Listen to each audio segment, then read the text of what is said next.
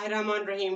Welcome to my YouTube channel. आज हम reproduction chapter को स्टार्ट करने जा रहे हैं। सिंध हो, फेडरल हो, केपीके हो, पंजाब हो, डजेंट मैटर, आपका कोई भी बोर्ड हो, ये लेक्चर सबके लिए, जनरल कंसेप्ट सबके लिए एक है। ओके, अगर आप लोग ये लिखते हैं तो कोई आपको गलत नहीं कर सकता। ओके, तो चले, आपको अगर असाइनमेंट चाहिए या नोट्स वगैरह क्वेश्चंस चाहिए तो आप कमेंट सेक्शन में कमेंट करें। आपका भाई इसी काम के लिए इंतजार कर रहा है आपका। ओके, तो आज हम इस फर्स्ट लेक्चर को डिस्कस करने जा रहे हैं जिसमें हम रिप्रोडक्शन को, मतलब उसकी डेफिनेशन को, उसकी टाइप्स को, फिर अगर हुआ कोशिश यही करूंगा कि 20 मिनट से पहले पहले ए सेक्सुअल रिप्रोडक्शन की अगर दो कैटेगरीज हो जाती हैं तो वो भी हम कर लेते हैं। ओके, तो चले हम अपने इस टॉपिक को स्टार्ट करते हैं। देखो, अगर मैं बात करूं रिप्रोडक्शन की, तो आपको पता है कि रिप्रोडक्शन एक ऐसा बायोलॉजिकल फेनोमेना है, एक ऐसा प्रोसीजर है, ये प्रोसेस है जिसके जरिए living organism there offspring produce करते हैं। ठीक है, कि लिविंग ऑर्गेनिज्म इस मैकेनिज्म के तहत, इस प्रोसेस के तहत क्या करते हैं,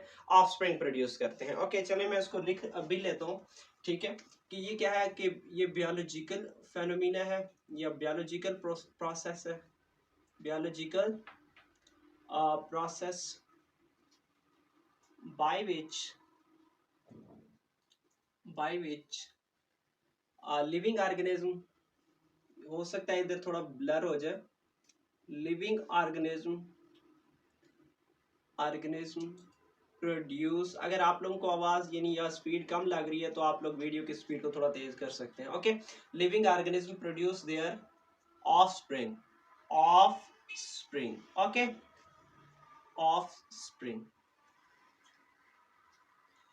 अब अगर यही रिप्रोडक्शन की बात करें, रिप्रोडक्शन किसी भी स्पीशीज के लिए लाजमी नहीं है, लेकिन एक स्पीशीज की बका के लिए, कि ये जो स्पीशीज है वो कायम दायम रहे, तब उसके लिए रिप्रोडक्शन लाजमी है। देखिए, इंडिविजुअल के लिए रिप्रोडक्शन लाजमी नहीं है। ठीक है, it is not necessary for individual, but for the continuity of species reproduction is necessary. Okay, देखिए, रिप्रोडक्शन की दो टाइप्स होती हैं, एक है सेक्सुअल और एक है एसेक्सुअल। ठीक है, अगर मैं बात करूं कि सेक्सुअल रिप्रोडक्शन की, सेक्सुअल रिप्रोडक्शन की, सेक्सुअल रिप्रोडक्शन में क्या होता है कि जो फियन ऑफ गेमेट्स होता है, ठीक है, कि फियन ऑफ यानी type of reproduction which occurs by fusion of gametes, fusion of gametes. अब ये जो गैमेट्स फ्यूज होती हैं, अब ये ऑफ कोर्स, मतलब ये सेक्सुअल रिप्रोडक्शन की उसकी टाइप है मियोसिस के जरिए, मतलब वो कौन सा मैकेनिज्म होता है, मियोसिस होता है सेक्सुअल रिप्रोडक्शन के दौरान। ठीक है, कि of course fusion of gametes is called fertilisation. Fertilisation के मतलब जो इसमें जो गैमेट्स होती हैं वो मेल गैमेट्स या फीमेल गैमेट्स होती हैं। अब ये जो मेल गैमेट्स या फीमेल गैमेट्स हैं, ये किसके जरिए प्रोड्यूस होते हैं, actually these are replied, and ये मियोसिस के जरिए प्रोड्यूस होते हैं। ओके, अब उसके बाद नेक्स्ट क्या चीज है कि एक चीज है कि इस तरह तरीके से जो ऑर्गेनिज्म प्रोड्यूस होती हैं वो एनवायरनमेंट को या एनवायरमेंटल चेंजेस के साथ, मतलब उनको डील कर सकते हैं। ठीक है, एनवायरमेंटल जो चेंजेस हैं, ठीक है, उन इन्वायरमेंटल चेंजेस को ये बर्दाश्त कर सकती हैं, कोप कर सकती हैं, can deal with the environmental changes. ठीक है, और इस तरीके से जो ऑर्गेनिज्म प्रोड्यूस होंगे उनमें जेनेटिक वेरिएशंस भी पाई जाती होंगी, जेनेटिक वेरिएशंस। ठीक है, are also occurred by sexual reproduction. Okay, sexual reproduction.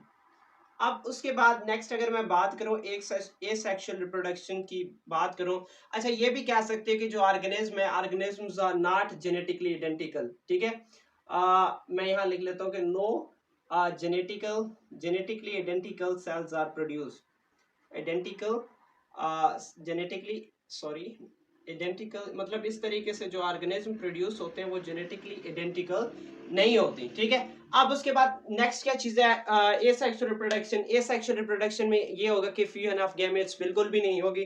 ठीक है, कि एसेक्सुअल रिप्रोडक्शन में क्या होता है कि no fusion of gametes, asexual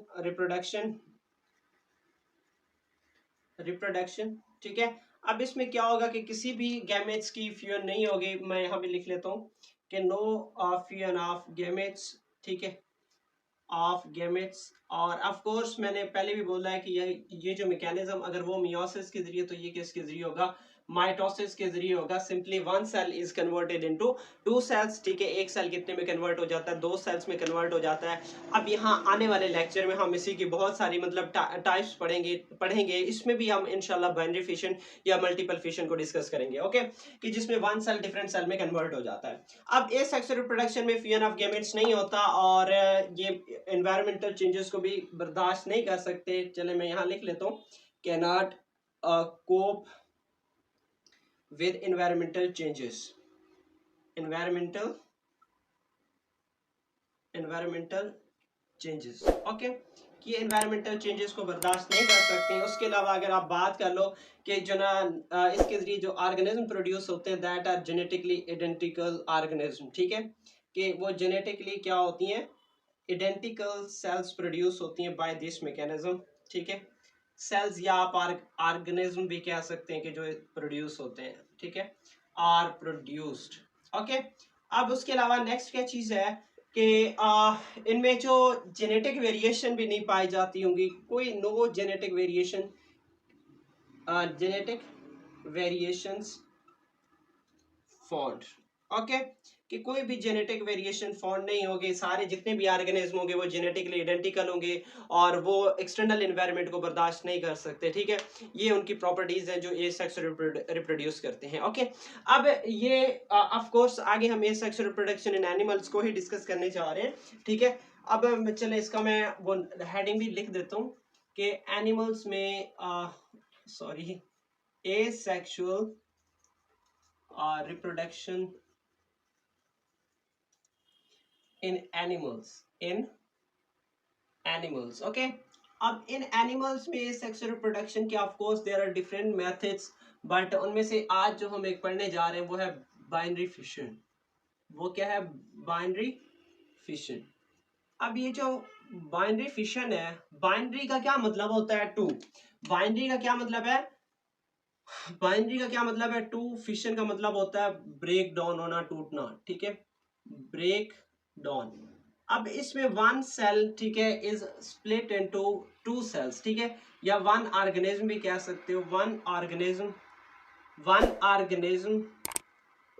is split into two. अब इस टू में आप ये भी कह सकते हो कि जो ऑर्गेनिज्म होती हैं, आप बात कर लो ओमेबा की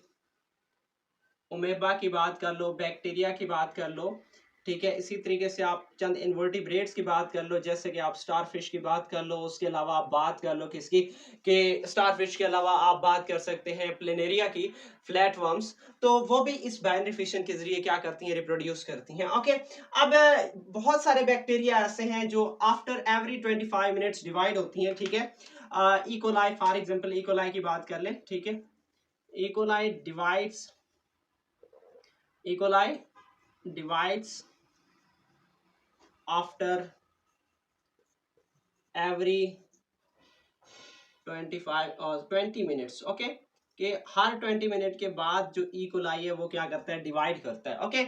अब इसमें सिंपली क्या होता है कि फॉर एग्जांपल ये ऑर्गेनिज्म आपको दिख रहा है, ठीक है, ये ऑर्गेनिज्म है, ये उसका जेनेटिक मटेरियल है, ठीक है। अब होता ही है कि फर्स्ट ऑफ ऑल उसका जो जेनेटिक मटेरियल है वो डिवाइड होता है, ओके।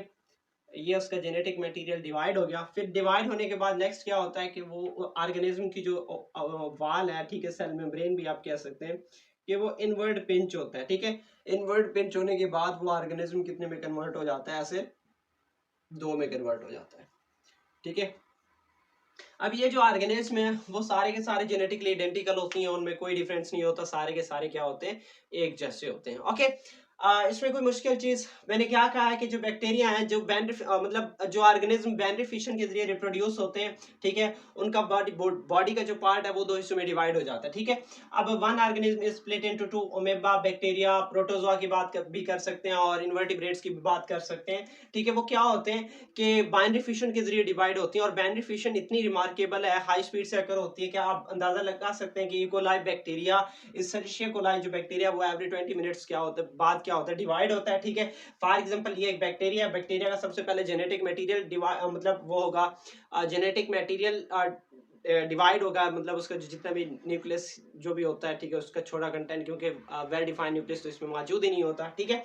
तो अब उसका जेनेटिक मटेरियल डिवाइड होने के बाद फिर उसका साइटोप्लाज्म डिवाइड होता है, जिसमें उसका जो मेम्ब्रेन है वो इनवर्ट पिंच होता है। इनवर्ट पिंच होकर क्या करता है कि एक ही ऑर्गेनिज्म को दो ऑर्गेनिज्म में क्या कर लेता है, डिवाइड कर लेता है। ओके, अब इसके बाद हम नेक्स्ट स्टार्ट करने वाले हैं मल्टीपल फिशन को, ठीक है। इवन आप बात कर सकते हैं प्लेनेरिया की।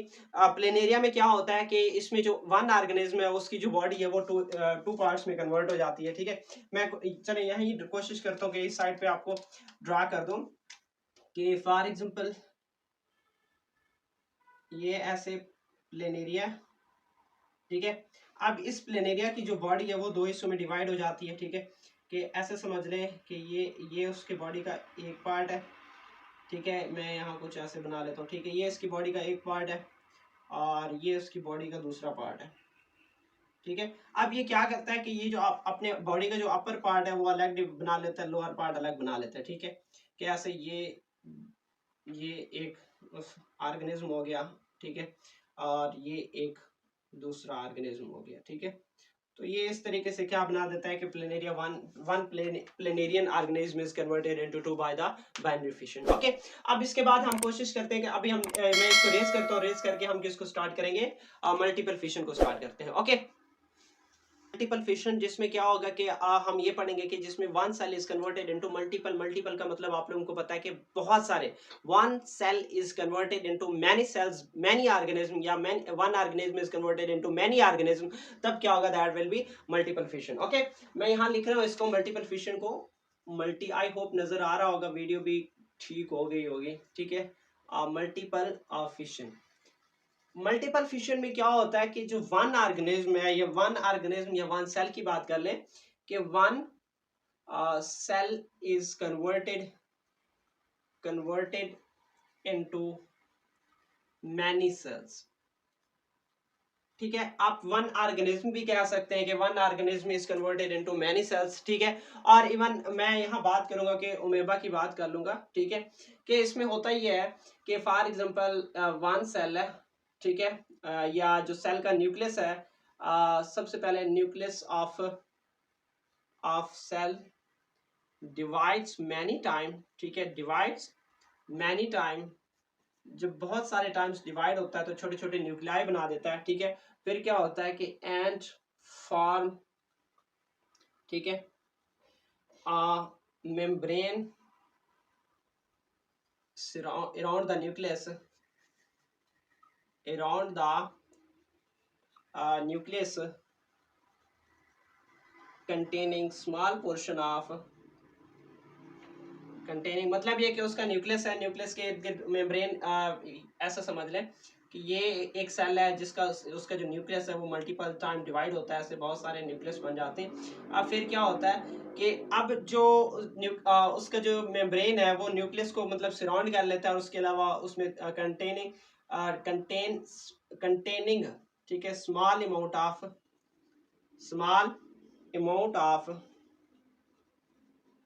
ऑफ साइटोप्लाज्म, ठीक है।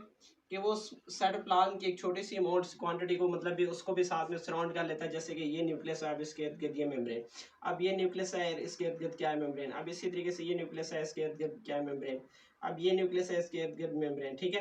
तो अब इसी तरीके से मतलब उसमें बहुत सारे ऐसे सेल्स बन जाती हैं, ठीक है। ऐसे समझो छोटे छोटे ऑर्गेनिज्म बन जाते हैं। एक और चीज़ है कि जैसे ये बन जाता है तो एक तो ये है कि इसके ऊपर एक वाल बन जाता है, इसके ऊपर एक वाल बन जाता है, ठीक है। अब इस वाल को हम नाम देते हैं सेस्ट का, ठीक है। अब ये सेस्ट क्या होता है, एक प्रोटेक्टिव लेयर होता है जो इस ऑर्गेनिज्म को सराउंड करता है। उसके अलावा फिर फर्दर मजीद जो ये ईच ऑर्गेनिज्म है वो भी क्या बना लेता है, सेस्ट बना लेता है, ठीक है। अब ये जहां कहीं भी गिरता है ये बस्ट होता है, बस्ट होने के बाद ये इसके जितने भी ये सारे ऑर्गेनिज्म, जितने भी ये स्पोज वगैरह थे, माइक्रोस्पोज या स्पोज कह सकते हैं, ठीक है।